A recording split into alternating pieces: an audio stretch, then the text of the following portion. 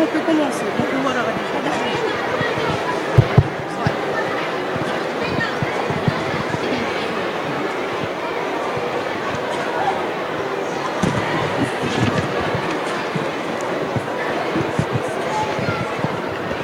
Bonjour à tous et bienvenue pour cette conférence du CNDH.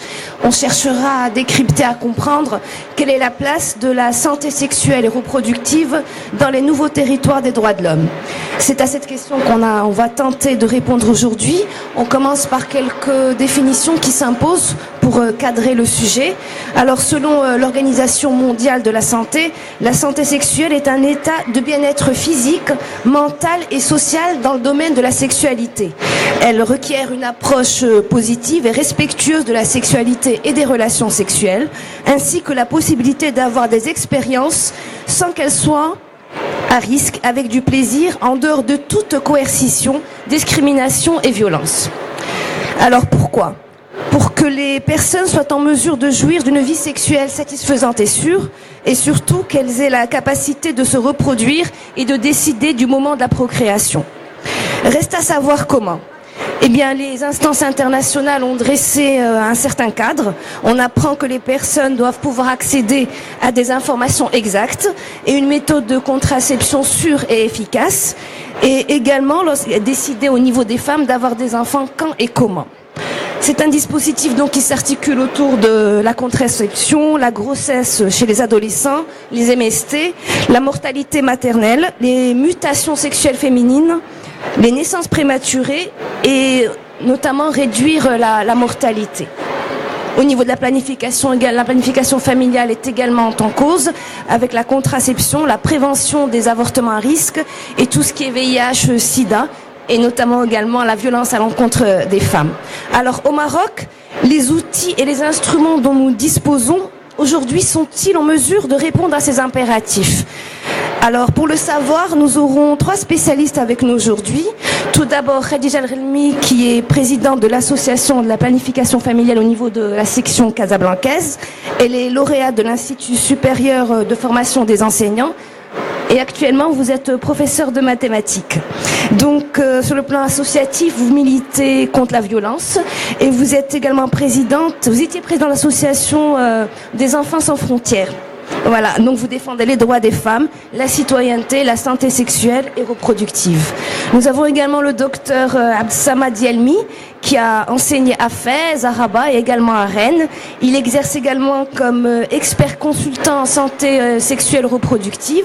Il est auteur de plusieurs ouvrages, dont notamment Vers une nouvelle masculinité au Maroc en 2009, Éducation sexuelle pour les jeunes musulmans en 2011, Sociologie de la sexualité arabo-musulmane en 2014 et Transition sexuelle entre genre et islamisme en 2017. Vous êtes également l'auteur de plusieurs publications dans des ouvrages internationaux. Nous aurons également le docteur Abdessamad Benla qui a un petit retard d'une quinzaine de minutes. Il est connu par le grand public comme étant Doc Samad. Il est médecin, sociologue et coach de formation. Il a étudié à la faculté de médecine de Rabat et puis à l'université libre de Bruxelles et à Oxford également. Donc il a mis en place avec les Nations Unies des programmes spécifiques de lutte contre le sida dans certains pays. Et au Maroc, il travaille à la promotion du genre, à l'égalité sociale, aux libertés individuelles. Pour commencer, moi ce que j'aimerais avoir, c'est votre perception de la chose, chacun dans sa spécialité, sur la santé sexuelle reproductive. À votre niveau, quelle est la définition que vous pourrez en donner concernant notamment le Maroc ?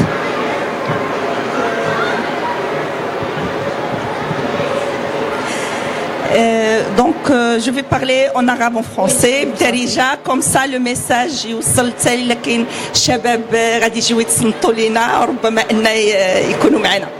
Alors الصحة الجنسية والإنجابية بالنسبة لنا احنا الصحة الإنجابية كتبدا الوقت اللي كنحاولوا أننا نشوفوا الوسائل باش لو كوبل يوصل للوقت الإنجاب كيفاش يكونوا العلاقات من أجل الإنجاب. ولكن الصحة الجنسية كنطرقوا لها بالنسبة للشباب باش يكونوا علاقات اللي هما صحيه، ما يؤديوش لنا لبعض الامراض المتنقله جنسيا، ما يكونوش اخطاء في الفهم، ما يحاولوا ان هاد الشباب يكونوا واعين، ولا النساء حتى هما في الوقت يكون عندهم وعي بالصحه ديالهم الجنسيه والانجابيه. لان احنا هنا في المغرب ربما اننا المشكل اللي عندنا هو اننا الموضوع ديال ما هو صحه جنسيه وانجابيه موضوع اللي كيكون عندنا ان تابو. معنى ان الام ما تقدرش تهضر مع بنتها على المسائل بسيطه، غير مثلا وقتاش البنت غادا تبلغ، كيفاش غادا تبلغ، كيفاش كتعيش هذاك الوقت ديال البلوغ، كيفاش كتوصل ملي كتبدا لا سيكسواليتي ديالها تبدا خصها تباشرها، كيفاش ممكن انها تهضر معها. ولا بالنسبه للاباء بصفه عامه راه كنهضر من واقع ديال من لو تيران، ان الاباء كيكون مثقف ولا ماشي مثقف كتجيه صعيبه انه هو يقدر يهضر مع اي واحد، مي كتجيه صعيبه انه هو يباشر ويهضر في الموضوع ديال الصحه الجنسيه والانجابيه مع ولادو. دونك دائما كيلتجئوا لطرف ثالث اللي يقدر يحاول انه هو يوصل لهم، والاباء واعيين بان راه هو ولادهم الا خرجوا للزنقه راه غادي يقدوا يجيبوا المعلومات اللي هما خاطئه، كيقدوا يكون عندهم بعض المعلومات اللي هما خاطئه. واش الناس يسون كونسيون دو لا نوسيون دو سانتي سيكسويل ريبرودكتيف؟ واش كاينه في الوعي ديال كاينه في الوعي ولكن ما كيقدوش يهضروا بها، لان انا كنقول ان ملي كتكون جالس في ربما ان الكل غادي يقدر يقول يا ولا لا، ان مثلا ملي كيكونوا الرجاله بيناتهم غادي يقدروا يهضروا على بيناتهم، ولكن كياخذوها كيحاولوا ان ياخذوها بالضحك. لي واتساب كيدوزوا كل ما هو جنس باش كيضحك، لا بالنسبه للنساء بيناتهم ولا بالنسبه للرجال. ولكن ملي كتجي كتهضر كنحاولوا اننا نهضروا مع النساء، ولا كيقول لك لا ما نقدرش نقول هذه المراه، ما نقدرش نقول هذه الراجلي، لا الراجل هو اللي خصو يقود. بالنسبه للرجاله كيقول وهذاك الشيء غير مالا، وهذاك الشيء تخربيق ما هما او فون دو واعيين بان راه كاينه واحد الصحه الجنسيه الانجابيه، كاينه واحد العلاقات اللي ممكن هذه الصحه الجنسيه والانجابيه تاثر على المسار ديال الشخص، لا المسار العملي ديالو ولا المسار مع ولادو في عائلته في التعامل ديالو، كيأثر فيه بواحد غير هما باقي عندنا ما كنقدوش نقولوها اوفيرتومون. Ben justement, professeur Dialmi, la société marocaine a-t-elle conscience de cette notion? Comment elle appréhende la santé sexuelle reproductive? Est-ce que ça existe dans nos mentalités? Merci. العربية والله ما عرفت. المهم بالعربية باش الإنسان يفهم الصحة الجنسية والإنجابية، أولا يتصور أن هناك حقوق جنسية وإيجابية. ما كاينش صحة جنسية وإيجابية دون فهم وقبول حقوق جنسية وإيجابية. هذه خطوة أولى. ملي تنتكلموا على الحقوق الجنسية والإيجابية مسألة جد حساسة، لأن نتكلموا على الحق في الجنس قبل الزواج أو خارج الزواج، الحق في اختيار الشريك زوج أو غير زوج، الحق في ميل جنسي غير سوي بين مزوجتين. من الانسان تسمع هذا الشيء في المغرب تيقول هذا منكر، فهمتيني؟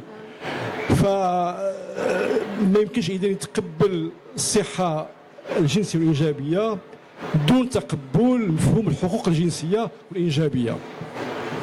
لكن المشكل الاخر هو انه ماشي في المغرب بل على الصعيد الدولي حتى مستوى الامم المتحده نفسها مازال هذه الحقوق هذه ما توضعاتش كمعايير دوليه في معاهدات واتفاقيات دوليه تفرض على جميع الدول وعلى جميع المجتمعات. الحقوق الجنسية والإيجابية مازال ما وصلاتش للمرحلة أو للمرتبة ديال أنها معايير دولية تفرض نفسها على جميع الدول بقوة القانون كحقوق. طبعا كاين بعض وكالات المتحدة بحال الOMS بحال الفنياب اللي تتكلم على الحقوق هذه وتدافع عليها وتتسوقها وتحاول توصلها للناس. وطبعا كاين جمعيات مجتمع مدني حتى هي تقوم بنفس الدور لتبليغ هذه الحقوق وتفسيرها للناس كلهم. وطبعا هناك مجلس حقوق الانسان في جنيف اللي تيوصي بشيئين اساسيين اللي هما في الحقيقه تعكسوا مستوى ما وصل اليه المجتمع الدولي.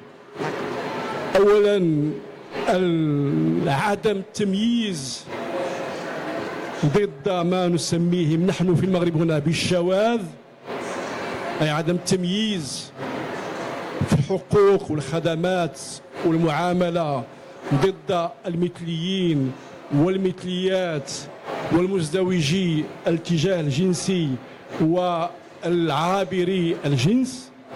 كاين توصيات ديال مجلس حقوق الانسان وكاين توصيه اخرى ديال الاعتراف بالهويه الجندريه ليدونتيتي دو جونر. ما معنى هذا؟ معنى هذا ان الانسان مثلا ذكر اعمال ذكر، لكن هذه تسمى لو سكس. انا ذكر سي مون سكس. متفقين؟ المجتمع انطلاقا من سكس ديالي انا كذكر تقول لي انت كذكر خاصك تولي رجل، سا سي لو جونر، وتشعر انك رجل. هذه هي ليدونتيتي دو جونر. اذا الجنس ذكر، رجل جونر، ايدونتيتي دو جونر ما احس به انا. كاين بعض الناس هو ذكر ياك والمجتمع تيقول ليه انت رجل، لكن هو تيشعر في الداخل ديالو انه هو امراه. هذه هي ليدونتيتي دو جونر. المجلس حقوق الانسان يوصي بقبول الهويه الجندريه وقبول الميل الجنسي الغير السوي بين المزوجتين. فهذه المسائل هذه من تتوصل الانسان المغربي العادي تيقول هذا منكر، ما يمكنش يقبلوا حنا هذه المسائل هذه. دونك ويس كون اون اي او ماروك؟ حنا في المغرب طبعا كاين معارك شديده يخوضها المجلس حقوق الانسان في المغرب، المجلس الاستشاري عفوا الوطني، تخوضها جمعيات بين لا ام بي اف وجمعيات النسائيه التقدميه ومثقفين. لكن غالبيه المجتمع المغربي اللي هي في الحقيقه غالبيه اميه ولو انها مو مدرسه، في هذا الميدان هذا فتبقى هي غالبيه اميه في ميدان حقوق الانسان كمعرفه، كوم كونيسونس، كوم سافوار وكقناعات. باش واحد يمكن يتبناها كقناعات خصها اولا تفهم، وخاص يكون واحد الجهد عقلي وعقلاني بغض النظر عن الايمان. لكن حنا الايمان ديال المغربي بشكل عام تيتحول الى عائق ايبيستيمولوجي تيمنعوه من تصور وفهم وتقبل هذه الحقوق هذه. Mais justement, dans un contexte tel qu'il est maintenant, comment est-ce que des gens comme l'association de planification familiale qui entreprennent des actions de sensibilisation, d'information peuvent travailler? طبعا راهم تيخدموا ديجا تيخدموا، ولكن كيفاش غيديروا مع هذا؟ لانه بالنسبه للاسلام تيقول حنا مسلمين، ياك حنا مسلمين. ما معنى حنا مسلمين؟ ان الاسلام تينظم الحياه الجنسيه ديال الفرد واجاب عن كل الاسئله ديالو الجنسيه، تينظمها حسب معيارين كبيرين، دو غروند نورم. اولا الغيريه الجنسيه، ليتيروسيكسواليتي، الجنسيه السويه المقبوله هي الجنسيه الغيريه، راجل مع امراه. هذا هو المعيار الاول. المعيار الثاني هو المشروعيه، انه لا علاقه بين امراه ورجل خارج اطار الزواج. هذو معيارين لسيدين لتيعطيونا صوره على موقع او لا موقف الاسلام من الجنس. ولكن هاد الظاهره كاينه في المجتمع ديالنا. الناس ديال لا بلانيفيكاسيون ايساي دو ترافايي سور سا. طبعا انا غادي نوصل ياك متفقين. تيبقى ملي تنشوفوا ان كاين واحد الوضع خاص على الصعيد الدولي، ما كاينش اجماع حول هذه الحقوق، مازال الحقوق لم تبلغ بعد مرتبه الحقوق بالفعل. ما كاينش معاهدات دوليه تفرض على الدول ان تصادق وان توقع على هذه الحقوق، ما كاينش. هذا من جهه. من جهه اخرى في الدول الاسلاميه والكاثوليكيه كذلك كاين رفض هذه الحقوق كذلك. هذا الوضع هذا تيجعلنا نواجهوا بعض الرهانات اللي يمكن الجمعيه ديال تنظيم الاسره اللي خدامه منذ 72 بشكل جدي وعميق، لاننا نبدا بواحد المرحله بيداغوجيه اولى مثلا. لان ما هي الحجه اللي تيستعملوها المحافظون في المغرب في الدول الاسلاميه؟ تقول لا حنا مسلمين وهادشي جاينا من الغرب، والغرب تيبغي يدير واحد الهيمنه ثقافيه، عولمه ثقافيه على المجتمعات الاخرى من بين المجتمعات الاسلاميه.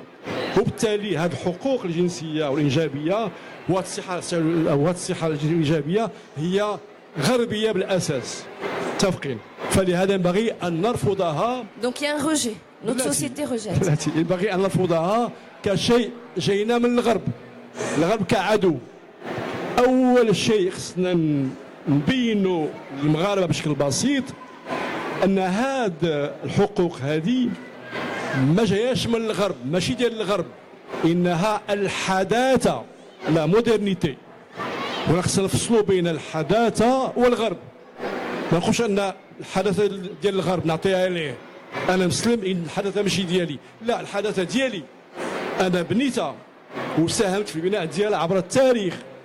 وبالتالي هذه القيم هذه الحقوق هي ديالي انا ايضا، وخصني نكيفها انطلاقا من الموروث ديالي، من الثقافه ديالي. ما يمكنش فقط نرفضها ونعطيها كهديه للغرب، هي للغربي اللي وحده، وانا عندي خصوصيتي وعندي اختلافي، فهي ما يمكنش نقبلها. هذا هو الخطوه الاولى، هي هذه. نقولوا ان هذه القيم هذه الحقوق هذه ماشي ديال الغرب، انها حقوق جات من الحداثه، والحداثه بناء تاريخي ساهمت فيه كل المجتمعات وكل الحضارات ومنها الاسلاميه والعربيه. هذه خطوه اولى. Excusez-moi, et sur le terrain, comment vous pouvez traduire ces enseignements sur le terme de la terminologie كيفاش تهضروا مع الناس باش يفهموا ما يخرجوش لكم l'argument juridique؟ اذا سور لو تيغان ملي كنتواصلوا مع النساء كنلقاو ان عندهم قابليه انهم يعرفوا الحقوق ديالهم، كيفاش غادي يتواصلوا مع الاخر، كيفاش حنا كنهضروا معاهم بالاساليب انها كامراه اللي راه عندها الجسد ديالها، راه الملك ديالها، راه خصك تعرفي وقتاش نتيا باغا تولدي، واش ما باغاش تولدي، وقتاش انك مثلا باغا تمارسي الجنس مع راجلك ما ممكنش. وكنلقاو بان كاينه مثلا ملي كنهضروا مع مراه اليوم، غدا ولا بعد غدا كتبدا جايبه معاها مراه اخرى، كتقول لك فوالا بغيت هذه انها حتى هي تفهم. كنتعاملوا مع الشباب اللي هي فئه اللي المستهدفه بالنسبه لنا بزاف عندنا، لان عندنا اصلا مكتب الشباب والشباب اننا كنحاولوا اننا نديروا لهم بعدا هما تكوينات في الصحه الجنسيه والانجابيه وفي التثقيف الجنسي الشامل بصفه عامه.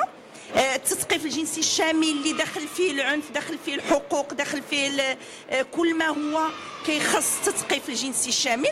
دونك هاد ملي كنهضروا مع هاد الشباب باش هما كيعطيونا واحد كيكونوا هما لي زونتين ديالنا داخل المؤسسات، داخل في الجامعات، في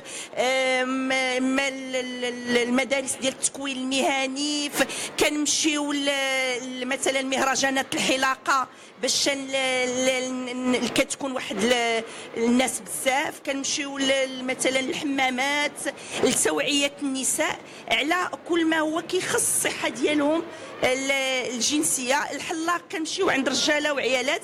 وصلت ان كنديروا بعض الحملات مثلا في الشاطئ في الصيف، وكنكونوا كناخذوا ستوند وكنحطوه في الشاطئ، كيكون في الرباط ودار في عين دياب. هذه 4 سنوات كيجيو وكيكونوا الشباب ديالنا عندهم اللي مكونين، لان احنا ملي كنهضروا على الشباب، هذا الشباب ما كيخرج حتى كيكون عنده تكوين على كل ما هو حق في الصحه الجنسيه والانجابيه، كيكون عنده طريقه ديال لا كومونيكاسيون باش يقدر يتواصل على حساب لي زاج. لان راه كنقدروا نهضروا حتى مع الدري ديال 8 سنين 10 سنين على الصحه الجنسيه والانجابيه، ولكن بطريقه باش ما يتعرضش غدا وبعد الغدا لواحد التحرش جنسي ولا يكون عنده. اذا كنحاولوا اننا هذاك التكوين كنديروه للشباب باش يتحاولوا يتواصلوا على جميع الفئات، وكنحاولوا نشوفوا جميع المنابر اللي ممكن اننا نتواصلوا معها مع الشباب. أستاذ ديالمي, compte tenu de la configuration, واش هادشي تعملوا هاد الناس سي suffisant؟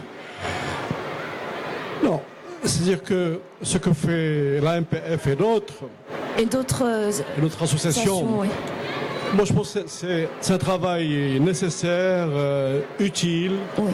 incontournable, mais il ne va pas au fond de la question. Voilà, justement. C'est ça la question. Justement. C'est aller au fond de la question. Et bien sûr, pour les associations, ce n'est pas leur tâche. C'est pas leur travail. C'est pas leur tâche, c'est pas leur travail. Donc c'est aux chercheurs, aux universitaires. Oui, mais donc ça revient à quoi au fait? Ça revient à travailler sur la sexualité des Marocains. Non, sur la sexualité, mais telle qu'elle est organisée par le religieux, par la religion, et faire accepter les droits sexuels en tant que droit humain, mais aussi en tant que droit islamique.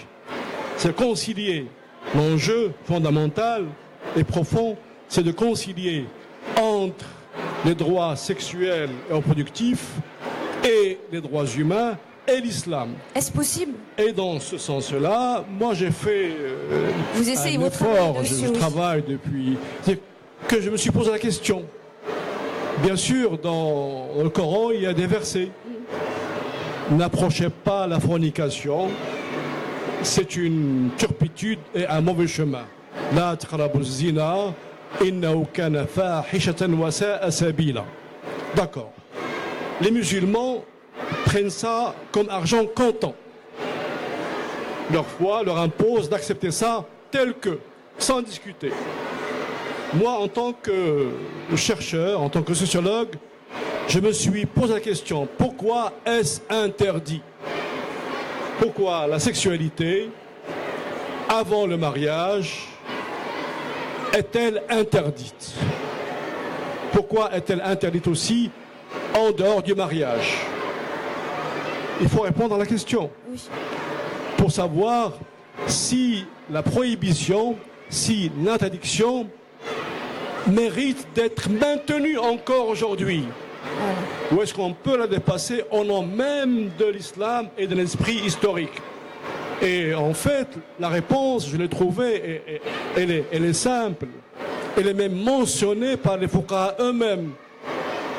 Parmi les 5 grandes intentionnalités de l'islam, le maqasid al-kubra, al-hifad ala al-nasli wa al-nasab.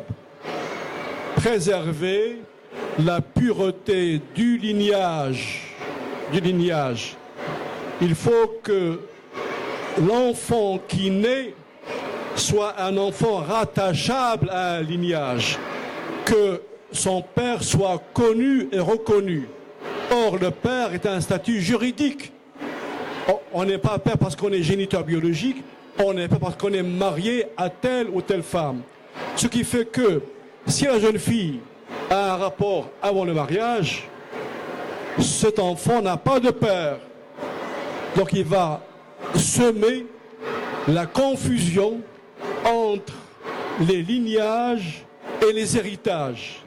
Il va menacer la sécurité lignagère.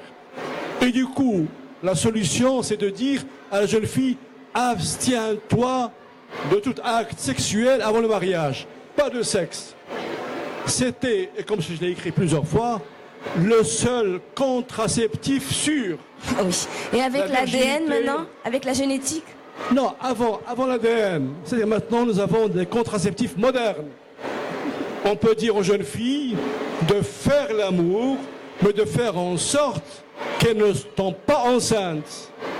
Et du coup, on va leur donner le droit, un droit sexuel, sans menacer la sécurité lignagère. Parce que, à l'époque, au 7e siècle, n'est-ce pas, il n'y avait pas de contraceptif puissant. Et on peut comprendre la prohibition. Maintenant, la raison de la prohibition, elle est historique et elle est caduque aujourd'hui. Mutajawaza. La raison est dépassée par l'histoire. Et du coup, la prohibition doit être aussi dépassée. Vous voyez. Et au cas où la jeune fille tombe enceinte, on peut lui donner le droit de se faire avorter. C'est un droit reproductif aussi. Mais on peut aussi obliger le père biologique à devenir un père juridique par le test de l'ADN. Donc la modernité, elle rattrape. Elle est là, bien sûr. Historiques. Elle répond aux problèmes qui étaient insolubles au départ. Et c'est ça, un islam moderne et adapté. Est-ce que nous avons des questions dans la salle? Moi, j'ai pas fini. Si vous pouvez que... Oui, terminé. Et puis je vais finir un petit peu, parce que j'ai préparé des choses quand même. Ils sont très intéressantes. Si vous permettez. Donc, voilà. C'est-à-dire que se demander pourquoi. On reçoit Doc Samad. Merci d'être venu malgré votre état physique un peu. Merci beaucoup. Donc il faut se demander, il faut avoir un esprit historique. Se demander le pourquoi des prohibitions. لماذا هناك بعض الممنوعات الجنسية في الإسلام.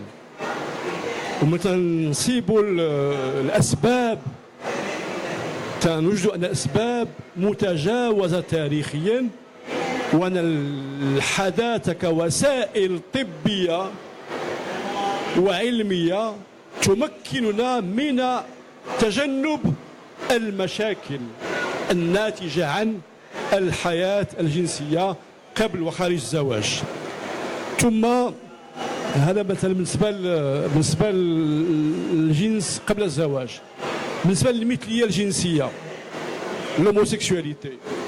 تاني نفسها لماذا حرمت؟ تانا خصنا نطرحوا السؤال، ما هو سبب التحريم ديال المثلية الجنسية؟ لأن بالنسبة للمجتمعات الأبيسية باترياركال، المني رأس مال. Le sperme est un capital. وهذا الرأس مال ما خصوش يضيع بشكل مجاني. حينما تقع علاقة جنسية بين رجل ورجل، هذاك المني يضيع. لا يعمل على تكتير سواد الأمة، لأن تكتير سواد الأمة كان جانب من جوانب قوة الأمة. كلما كان المسلمون كثيرين كلما كانوا أقوياء. الآن هذه العلاقة بين القوة والعدد الكبير ما بقاش كاينة. القوة لا تأتي من العدد الكبير، وبالتالي هذا المال اللي تيضيع اولا تيضيع عند واحد نسبه قليله ديال المثليين حسب المعطيات العلميه. كل مجتمع بشري في واحد النسبه ديال 7-10% من المثليين والمثليات فقط. وخضيعوا هذا الرأسمالي والماني هذا لن ينعكس على التزايد الديموغرافي ديالهم. فهمتيني؟ فإذا هذه المسائل خصها تستحضر بالشجاعة وبصراحة في الذهنية المغربية والعربية والإسلامية باش نصيبوا حلول ناجعة تعمل على الحفاظ معا على الإسلام وعلى الحقوق الجنسية والإنجابية. وطبعا النقد خصو يتوجه كذلك إلى الأمم المتحدة اللي هي مازال ما وصلاتش باش تفرض معاهدات واتفاقيات دولية على جميع الدول، لأن الدولة هنا بعض الدول تتحول إلى أداة قمع جنسية. الدولة عوض أن تكون محايدة وأن تستقي قوانينها من العقل ومن العلم، تستقي قوانينها من الدين مؤول بشكل معين. Surtout le côté répressif pénal. وبالتالي فباسم الخصوصيات أو باسم شرعية دينية كأساس شرعية سياسية تنصب الدين كمصدر للقوانين. والأمم المتحدة خصها تمشي في هذا الاتجاه أن الدين لا يمكن أن يكون مصدر قوانين في دولة ديمقراطية. Merci. تكون مسألة بشكل واضح. C'est clair, c'est clair. C'est clair. Moi, je profite de l'arrivée du docteur Benalla pour lui poser une question. Vous êtes le praticien de notre panel. Vous recevez du monde pour des consultations. Et je voudrais savoir que vos patients, quelle est leur notion de la santé sexuelle et reproductive? السلام عليكم. دابا كنعتذر على هذا الغطاء هذا، احترامي لكم واحترامي للاخوه اللي حاضرين معنا. ترتي واحد الجمله اللي هي مفيده بزاف اللي هي الصحه الجنسيه، لان في غالبيه الاحيان كنتكلموا على جنسانيه او لا كنتكلموا على جنس. منين كنتكلم على صحه جنسيه كنتكلم على حق اساسي في ميثاق حقوق الانسان اللي هو الصحه. ملي كنهضر على جنسانيه او لا كنهضر على جنس كنهضر على اون ايدونتيتي كيف ما كنهضر على اون اورينتاسيون بوتيتر. ملي كنتكلم على صحه جنسيه كنتكلم على حق، والحق يؤخذ. الحق هو شيء ضروري. لذلك الناس منين كتجي من خلال الاشتغال ديالي كطبيب مختص ما كتجيش كتكلم في غالبيه الاحيان على الصحه الجنسيه، اما ما كتهضر على اضطرابات اما في هويه جنسيه او اضطرابات في جنسانيه اون جينيرال. وهنايا كاين لو ايك او كاين لو بارادوكس، لان غالبيه الناس كتكون عازفه على التكلم على هذا المشكل هذا، لان بالنسبه لها الا تكلمت عليه جو في اتر جوجي، سوف يحكم علي. الوغ كو الا تكلمت على صحه او لا تكلمت على ان بيان اتر جو ne vais pas être jugé. لحقاش كنمشي عند الطبيب ديال القلب ملي كيكون عندي لا طونسيون ارتيريال، خصني نمشي عند الطبيب الاختصاصي النفسي او الجنسي ملي كيكون عندي اضطراب في صحتي النفسيه او لا في صحتي الجنسيه. اي سي سا لو ايك بوتيتر باش ما نهضرش لان الاخ الظلمي وقيل هضر عليها من المنظور الاجتماعي او لا السوسيولوجي.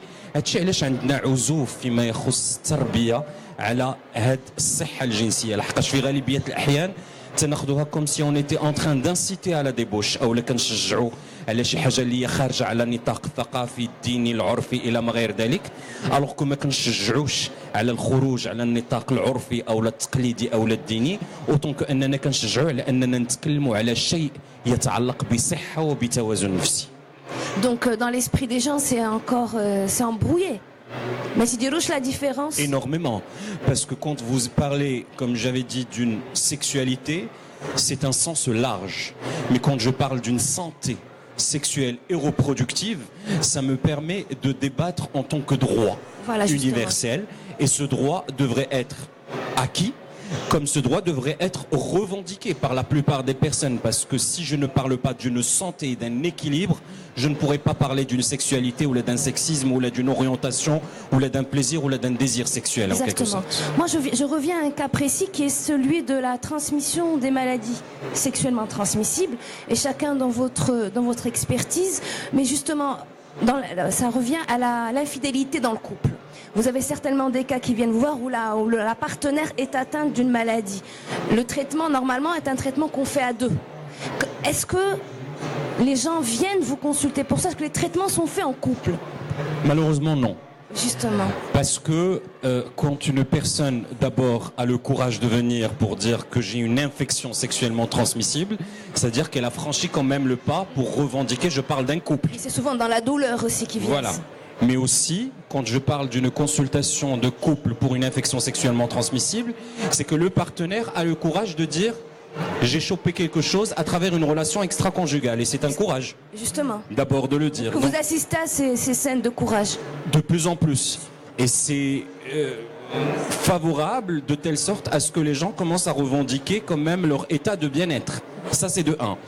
De 2, notre constitution biologique et anatomique fait en sorte à ce que l'homme est de plus en plus en contact avec son organe génital parce qu'il est externe. La femme a un organe génital interne. Du coup, le contact est moins intime. La preuve, c'est que l'homme peut être en toucher avec son organe jusqu'à 3-5 fois par jour. La femme, non. Donc, il se l'approprie. Ils en prennent soin plus par rapport à une femme.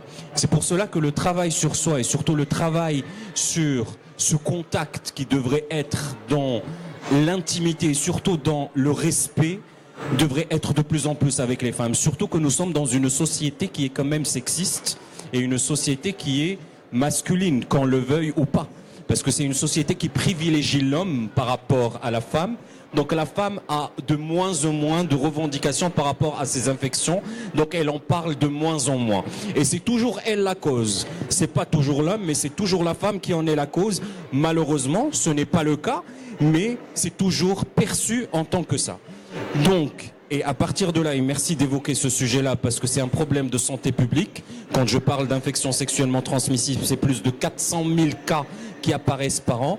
N'en parlons pas des épidémies du sida, ne parlons pas des épidémies de l'hépatite B. Quand elle va se réveiller, elle va vraiment créer un séisme émotionnel dans notre pays.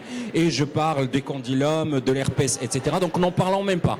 Mais là, le fait d'évoquer un sujet qui concerne le couple et qui ne concerne pas uniquement la personne est d'une importance majeure et cruciale parce que quand il s'agit d'une IST, sachez qu'il n'y a pas une personne qui en est responsable, mais il y a d'autres derrière et bien même des dizaines qui sont derrière. Moi j'aimerais, votre question me rappelle en fait la première étude qui a été faite sur ce qu'on appelait les MST au Maroc. Maintenant c'est les IST. Et modestement, j'ai fait cette étude pour le ministère de la Santé en 1997. Et là, justement, j'avais identifié 4 modes d'explication. Comment le Marocain explique ou s'explique les MST. Avec SIDA aussi, avec VIH. Première chose, première explication, le froid, le brd. Le brd. C'est une façon de nommer, d'expliquer, de justifier. C'est un coup de froid. Et c'est en fait une façon de désexualiser l'infection. C'est de dire que cette infection n'a pas d'origine sexuelle.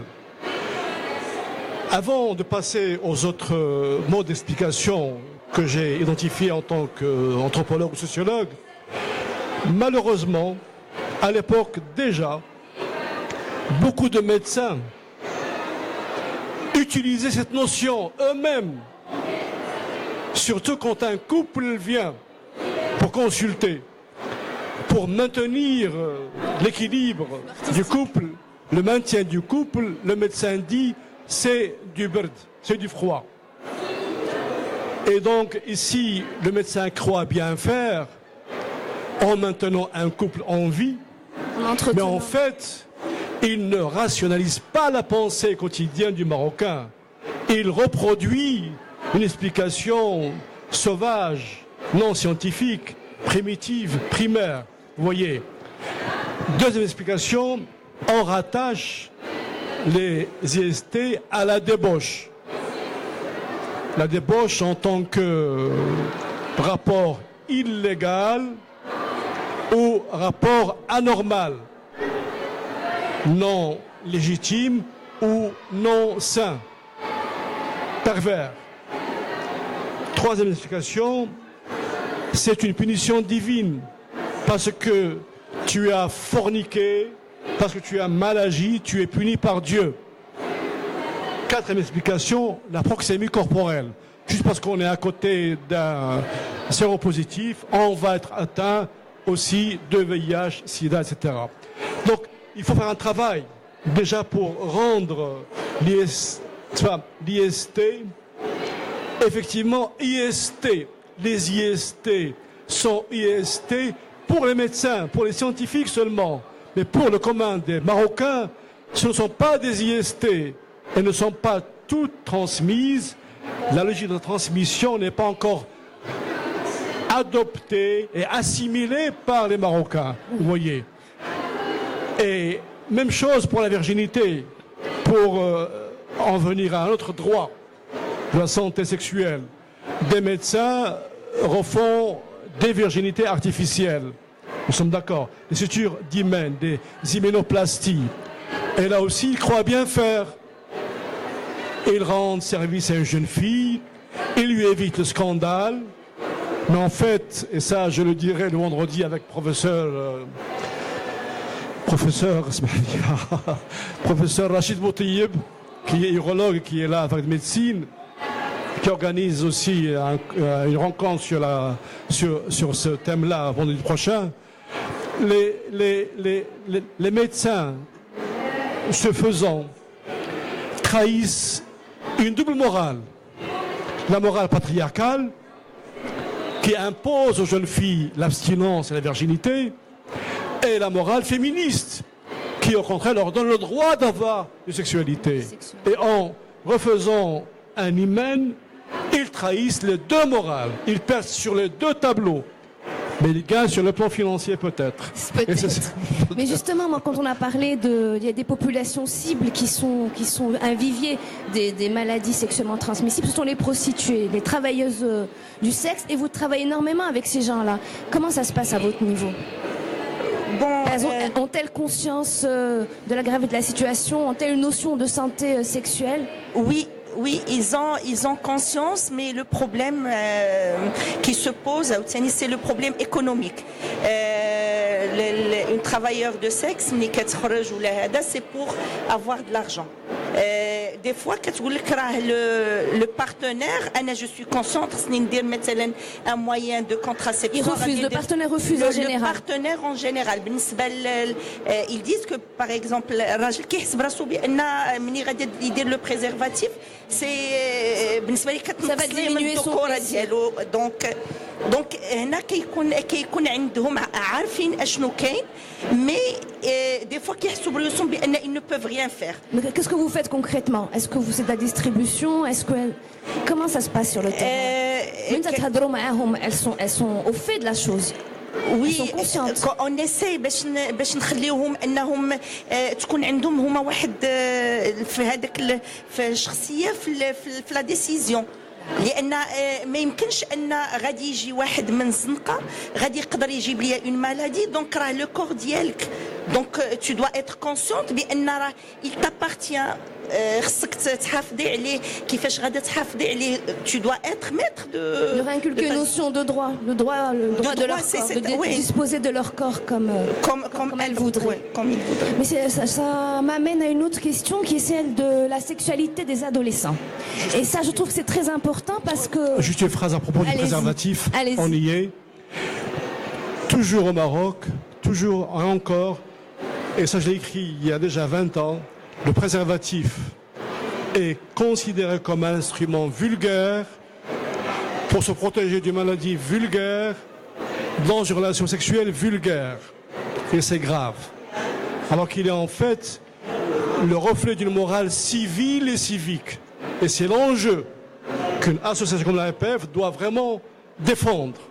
Montrer que se préserver, c'est préserver la santé publique et que les IST ne viennent pas de la débauche, mais du fait qu'on ne se protège pas, qu'on n'est pas conscient des exigences de la santé sexuelle et reproductive. Mais justement, ça concerne surtout nos jeunes.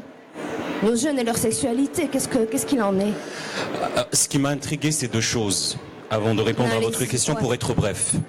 D'abord, les femmes professionnelles du sexe, qui est une population clé selon la dénomination internationale des Nations Unies et de l'Organisation mondiale de la santé. Je voudrais juste revenir sur un détail qui est très important que vous avez évoqué, juste pour dire, parce que nous sommes là pour pouvoir évoquer certaines choses essentielles, c'est une population passerelle et non pas une population cible. Parce que si on dit que c'est une population qui est vectrice d'infections sexuellement transmissibles, y compris le sida et autre chose, il va falloir qu'on se pose la question, mais avec qui elles sortent ces professionnels de sexe? C'est avec nous.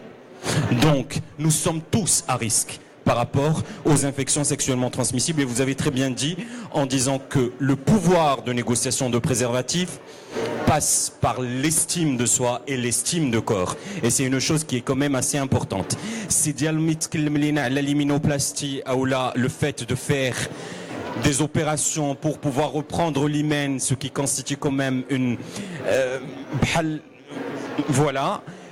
Mais je pense, et du moment que nous sommes dans une éloge de droits humains, nous ne nous sommes pas dans le jugement, comme nous ne nous sommes pas dans des expressions pour pouvoir bannir une pratique ou pas. Nous sommes dans le respect du corps de l'humain et dans le respect de ses exigences et de ses croyances dans la mesure où je respecte l'autre. Et justement, c'est ce que j'essaie toujours d'inciter à l'adolescent marocain.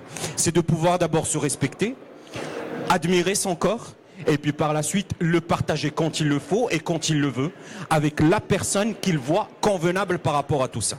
Si on arrive à réaliser ou plutôt à transmettre et à véhiculer ce message auprès des jeunes et auprès des parents des jeunes, on arrivera à développer une estime d'abord de soi importante et un pouvoir de négociation par rapport à mon bien-être qui n'est pas combattable. D'accord. Est-ce qu'il y aurait des questions dans la salle en revanche?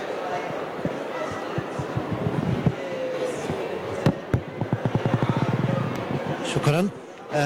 بغيت نتساءل على مسألة ديال التجريم وخصوصا التجريم ديال الميولات الجنسية والهويات الجندرية بالفصل 489 وتأثيرها على الصحة الجنسية والإنجابية، لأن هاد الناس هادو تعانيوا من أولا من كما الأستاذ الديلامي الدكتور الديلامي تكلم من الوصم ديال المجتمع ومن التجريم الاجتماعي اللي تيؤدي بهاد الناس هادو اولا الوصم الذاتي ديالهم هما اللي تيمنعهم انهم يوصلوا المعلومه، لان اصلا المعلومه ما كايناش، ما عندهمش فكره على الجنسانيه ديالهم وعلى الهويه الجندريه ديالهم، ما عندهمش معلومات صحيحه، عندهم معلومات خاطئه لان كاين نقص في المعلومات في هذا المجال هذا، مما تؤديهم انهم يمارسوا ممارسات اللي هي غادي تاثر على الصحه ديالهم، والاستيغما ديال المجتمع تاثر على الصحه النفسيه ديالهم اللي تؤدي بهم بزاف ديال المشاكل.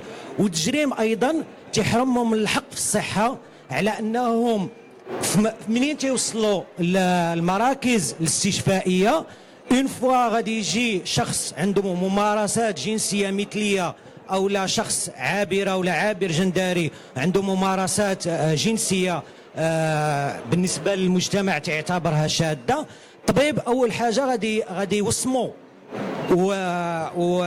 وحنا في مجموعه اصوات لمناهضه التمييز المبني على النوع الاجتماعي وعلى الجنسانيه رصدنا بزاف ديال الحالات ديال الناس اللي وصلوا للسبيطارات والاطباء عنفوهم وقالوا لهم هذه الممارسات هذه شاذة، مع أن القانون الدولي والمعاهدات الدولية تتنص على أنه ما خص يكون تمييز في مجال الصحة بسبب الميولات الجنسية أو الهويات الجندرية. وأكبر دليل هو الفيديو اللي خرج مؤخرا ديال الشخص اللي وصل في حالة خطيرة للإسعاف، وقع السيغما ديالو من طرف أطباء واستهزئوا به وبطريقه اللي هي تتحطم الكرامه ديالو وتتحرمه من الحق في الصحه. وفوق هذا الشيء هذا الفيديو تبوبليا وتشهر بهذاك السيد وخرق سافر الخصوصيات ديال المريض. تنتساءل على التجريم وعلاقته بالحرمان من الحق الجنسي، الحقوق ديال الصحه الجنسيه والانجابيه بالنسبه للناس اللي عندهم ميولات وهويات جندرية غير نمطية. أنا بالنسبة لي الحل بسيط جدا، بسيط بين المزوجتين، لا جدال. أننا خصنا نحذفوا من القانون الجنائي المغربي 3 الفصول 491 490 489، أي الانتهاء والتوقف عن تجريم المثلية الجنسية وما يسمى بالفساد، العلاقة بين عازب وأعزب، وتجريم الخيانة الزوجية. هذه الفصول خصها تحيد من القانون الجنائي. ولكن الإنسان اللي عنده قناعة دينية بغا يحرم على راسو الجنس خارج الزواج أو بالزواج، هذا من حقه باسم الدين كقناعة شخصية. الإنسان اللي هو مثلي وبغى يمارس المثلية من حقه باسم القانون، وماشي من حقه باسم الإسلام، لكن كقناعة شخصية. نفس الشيء بالنسبة للخيانة الزوجية.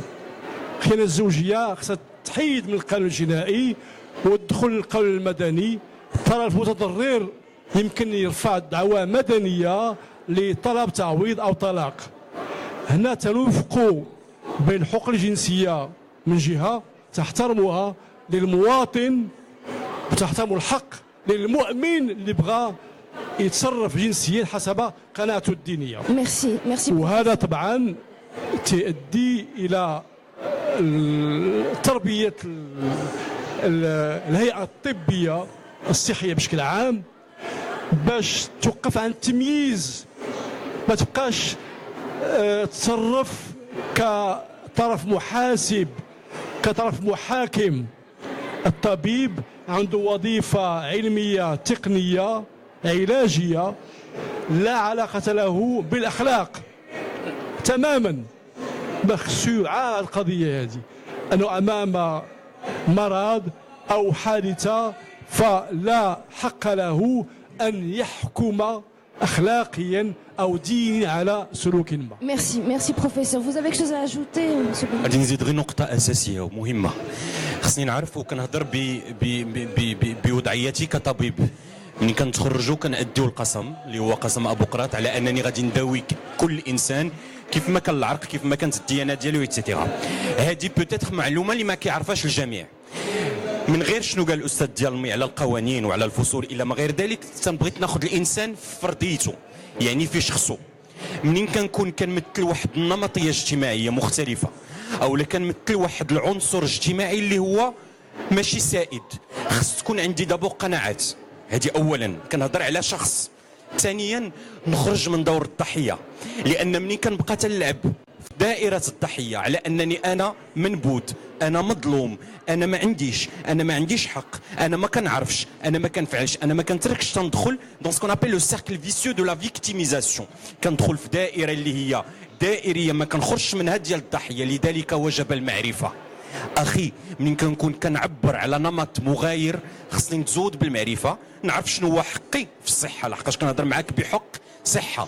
غنمشي للسبيطار لدي الحق على أنني نتداوى. شاف فيا طبيب بنظرة دونية أو لا شافت فيا فاميليا بنظرة اللي هي استبدادية، ما كيهمش، لأن صحتي هي الأسمى. وهادشي علاش نقول لك خصني نخرج من دور الضحية، لأن حقي والحق يؤخذ، ما كنطالبش به بعض المرات. Merci beaucoup. Est-ce qu'on a d'autres questions dans la salle?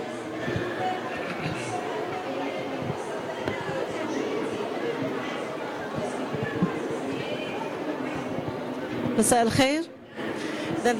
جاء في مداخلتكم أستاذ أن من أجل صحة جنسية يمكن أن يدخل فيها القرار سياسي. هل يمكن لقرار سياسي أن يساعد على تغيير مقاومة تتغذى على الموروث ثقافي يعني عميق جدا؟ وإذ كان لابد هناك من تغيير، هذا التغيير لابد أن يشتغل أيضا على اللغة. ولاحظت أن هذا اللقاء يغلب عليه اللغة الفرنسية، حتى نسمي الأشياء بمسمياتها ولا ضير في ذلك. إذا كنا مثلا في العلاقة الحميمية حتى في بيوتنا يعني بين الزوجين أو بين الحبيبين دائما نلجأ للغة الفرنسية في التعبير عن يعني هذا الشعور الحميمي، كما لو أن اللغة هي أول حاجز في التعبير عن هذه المتعة الجنسية أو هذا التواصل الجنسي. إذن هذا شكرا. أنا شخصيا ما عنديش مشكل مع اللغة العربية، أكتب أنشر بالعربية وبالفرنسية، وفي هذا السياق هذا طبعا كاين هم وطني، العربية لغة وطنية، الأمازيغية لغة وطنية، لكن مع الأسف وكعالم اجتماع تلاحظ أن اللي تدافعوا على هذا الموقف هذا ديال تشبث العربية كلغة وطنية لا يتقنون عامة لغات أخرى، تتخباو مورا الهم الوطني باش يغطيو واحد النقص لغوي بشكل عام. واش راه السؤال ديالك؟ نعم، قرار سياسي حاسم. طبعا هناك مولود ثقافي عميق، ثقافة دينية مترسخة ومتجدرة في المغرب، هذا لا نقاش فيه، لكن القرار السياسي ضروري ولو أنه غير كاف، ضروري لكن غير كاف، لا بد منه. ولكن المشكل هو القرار السياسي نفسه غير حاسم، متذبذب، وأن هذا التأرجح بين الحداثة والتراث، هذا التأرجح هذا بنيوي ومبنيين للقرار السياسي المغربي. تنعيش سياسيا بحال دخلنا لواحد الريستورون، لا ناخذ المنيو الحديث او المنيو التراثي، تناخذوا على كارت، تاخذوا شويه من هنا شويه من هنا وتنحاولوا نوفقوا. وهذا عدم الحسم، ومثلا كتبتها منذ عشرات السنين، هذا عدم الحسم السياسي يميز القرار السياسي المغربي. ما خداش واحد الطريق واضحه، لا هذه ولا هذه، لكن هذا القرار السياسي يكون واضح، يكون واضح، لكن الوضوح مستحيل اليوم، مستحيل سياسيا وثقافيا، مستحيل. إذن هو أولا ضروري وغير كافي ومستحيل، وهذا الوضع هذا فهو mustamir, durable. Merci professeur, vous avez fait notre chute parce qu'en effet, qu'on puisse parler de santé sexuelle et reproductive, malgré toutes les politiques qui peuvent être mises en place en termes de dispositifs sanitaires, il reste à traiter, à parler de la sexualité des Marocains dans sa globalité. Et je crois que là, c'est un autre débat. Je vous remercie tous d'avoir participé chaleureusement à cette conférence et à toutes les personnes qui ont assisté. Merci.